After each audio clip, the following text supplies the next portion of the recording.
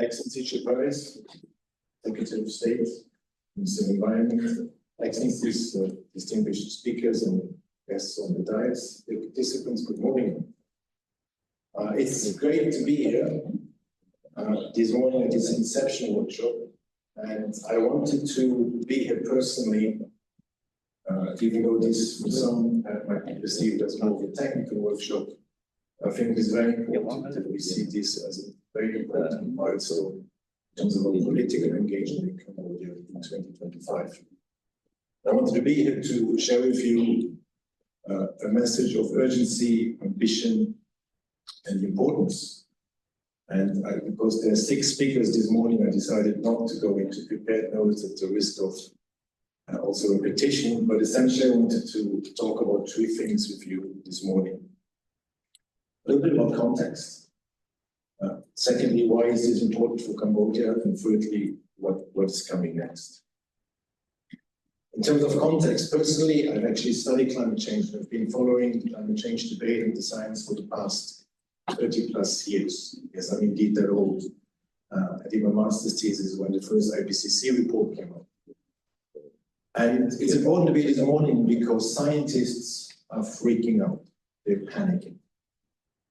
And despite the global narrative about climate change being real or not real, science doesn't lie, physics doesn't lie, planetary boundaries are real. And we are extremely close to some fundamental tipping points that, if we cross them, are irreversible, including the melting of the Greenland ice sheet and part of the Antarctic ice shelf. If that happens, just think about Cambodia, where we're still in a stage where a lot of coastal development is happening. Billions of dollars will be at loss, or at risk of being lost in the decades to come. If you don't believe the unresident coiners about climate change, in terms of whether the science is real or not, I strongly invite you to find some time today to watch a 20-minute video. It's the most recent TED Talk of one of the world's most famous respected scientist, Johann Rockström, from the Max Planck Institute, who was presented in the course of last year the latest up-to-date science on these tipping points. And it's easy to talk about Cambodia, why is this important, Cambodia second one. It's easy to say, we have more important things to do. Cambodia has contributed a minuscule amount to global emissions. And Cambodia needs to invest in education and expand social protection and build infrastructure. And there's so many other things in terms of job growth and NDC graduation that seem to be more important. But Cambodia also has said that it wants to be a middle-income country by 2030 and a high-income country, or starting to become a high-income country by 2050. Unless we manage climate change and the impact of climate change, it's very unlikely to happen. I think you're all familiar of the study the World Bank did specifically in Cambodia in terms of the estimates of the negative impact on economic growth that climate change might have in Cambodia if indeed unaddressed. So this is really important to do now while we are doing all the more sort of short-term work. We need to work in parallel on both of these tracks. Of course, it has a huge positive impact as well, in the sense that investing in mitigation efforts, expanding renewable energy, making the grid more resilient, bringing down the cost of energy for industry that's expanding, being more competitive by doing so, adapting to the impact of climate change in terms of drought, in terms of forest fires, in terms of floods, in terms of maybe seeing a tipping point in terms of the flow of the Mekong into Tonle Sap and so on. All of that has great economic benefits. So you can, if you invest in climate change, actually achieve the 2050 goal, even though, of course, Cambodia remains also subject of what happens globally. So adaptation is super important, but at the same time, building resilient infrastructure, going for renewable energy, developing the forest as a true carbon sink, Cambodia can be a leader in the region, as it has been since it developed its 2050 carbon strategy already, and continue to be an example of others in the region to follow. We need to break this political understanding, or private sector sometimes understanding, or of others understanding that you need to grow before you can go green. And circular economy comes after you've reached a certain level of wealth. That's a falsehood. We know all the data we have in science that is simply not work. So this is extremely important for Cambodia, and it is extremely important for this room. And I would put to you that this might be, if not the most important meeting this year, so let that sink in, but perhaps one of the most important meetings this year. Because what you will do in the next few months ahead of the COP at the end of the year is NDC 3.0 for Cambodia. Ambition, leading by example. And these 12 months will define what Cambodia does the next 5 years.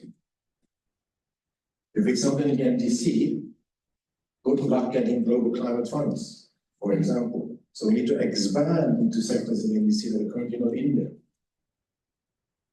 And these next 5 years, if we implement what is in the NDC, set the trajectory to 2050.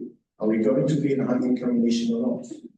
We cannot afford to lose another 5 years globally, regionally, or in Cambodia by not taking the action that is needed. Again, the scientists are freaking out, and I think it's important that we go back and cut out all the noise in social media and all the vested interest and really look very, very carefully at the science.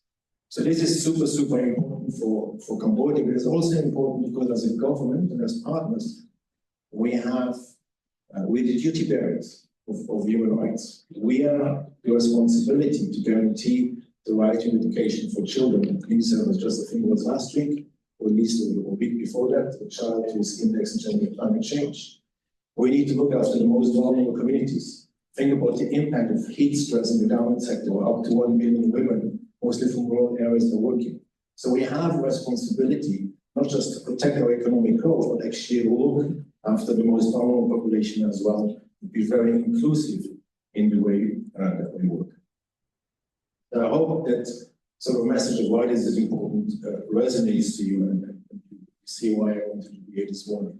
So thirdly, and my last point, is what is coming next. So what's happening here today, and thank you very much to my colleagues from UNDP, who've been designated globally by the UN system as the technical lead to bring us together. The UN Resident Coordinator and me and my capacity have been asked to lead this process, in particular. We have brought all of the UN family together around an NDC approach. And in this country, and I'm extremely grateful to all of you that are not UN in this room. Yes, I do very much appreciate my UN colleagues, but even more so all of you that are not from the UN. Because what we have done in Cambodia is to really broaden the net and bring everybody into the same intent to work together, because it does take all of us to get the ambition, the urgency, and the importance right. And what's happening here, in some shape or form, is happening in every country the UN operates. Because we want to go to the COP at the end of the year and go with commitments that bring us to close as possible 1.5 degrees Celsius, which is the target as in of the Paris Agreement. We have already temporarily overshot that target. We are approximately at 1.3, 1.5 average temperature increase already. We have about 3-4 years left until the carbon budget globally is exhausted. That keeps us to 1.5. And more importantly, we're currently on track for 2.7, 2.8. And I don't want to be the doomsday person here, but as I mentioned at the beginning of my speech, I studied climate science and I've been following this for the past 30 years. Our models have always been behind what we see in reality. Think about last year in terms of floods and forest fires, and hurricanes and other extreme weather events you've seen. They are always stronger, earlier, more frequent, more powerful than our models have said. A world of 2.7 is one that we cannot afford in Cambodia and in the region. And so yes, your meeting today here and what we do the next few months is in many ways the most important thing we can do to Cambodia. And it's not just the technical soundness that we need. All of us need to support the government and others, in particular in this environment, political message that has to be carried and mobilize the private sector to work with us. So we have work to do. It was great to be able to speak to you this morning. I hope I did not depress you. We have an opportunity, so let's get to work and make this happen. Thank you so much.